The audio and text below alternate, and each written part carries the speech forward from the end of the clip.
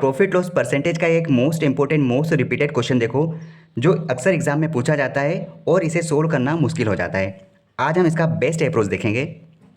यदि 1 रुपये में 12 टॉफ़ी बेचने पर 20% हानि होती है, तो 1 रुपये में कितनी टॉफ़ी बेची जाए कि 20% का लाभ प्राप्त हो।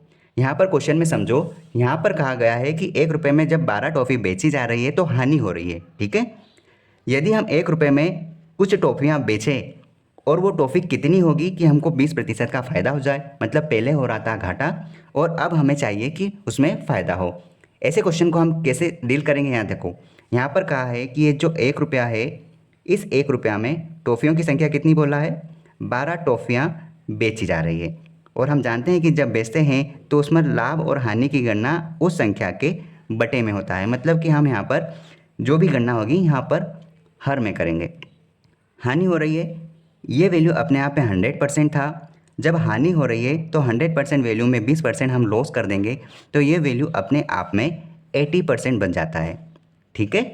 फिर ये कहा गया है कि आपको ये बताना है कि 1 रुपये में कितनी टॉफ़ियाँ बेची जाए। देखो, बेचने वाली संख्या हमने यहाँ नीचे लिखी थी जो कि 12 बेच रहा था। क्वेश्चन में पूछा है कि 1 रुपये में कितनी टॉफ़ी बेची जाए, हमको पता नहीं कितनी टॉफ़ी बेची जाएगी। हम मानते हैं कि कोई एक्स वैल्यू एक्स टॉफ़ियाँ बेची जा रही है, तब जाकर हमें 20% का फ़ायदा होगा। और हम जानते हैं कि बेचने वाली विक्रय मूल्य की कीमत में फ़ायदा या नुकसान, लाभ या हानि की गणना उसके बटे में होती है, जिस प्रकार हमने यहाँ पर बटे में की। तो कितना फ़ायदा हो रहा है यहाँ पर 20%, मतलब कि 120% वैल्यू हो जाएगा, क्योंकि अगर मैं इसे 100% वैल्यू मानता हूँ तो 20% का फ़ायदा मतलब 120% हो जाएगा, ठीक है।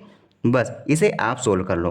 आप क्या करोगे, प्रतिशत से प्रतिशत गया, 12 की टेबल से डायरेक्ट ये कटेगा जो कि 10 बार चले जाएगा।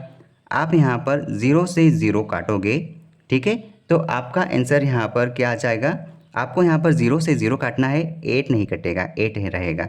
अब आपका आंसर यहाँ पर क्या आ जाएगा, 8, मतलब एक्स की वैल्यू 8 आ गई। तो आप कह सकते हैं कि 1 रुपये में 8 टॉफ़ी बेची गई। कैसे, क्योंकि एक्स की वैल्यू यहाँ पर 8 के बराबर है, X is equal to 8।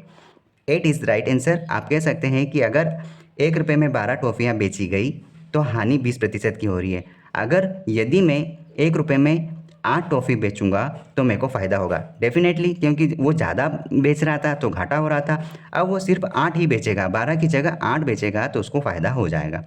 Option C हमारा राइट आंसर है, ठीक है। इस तरह से आप इन क्वेश्चंस को बना सकते हैं।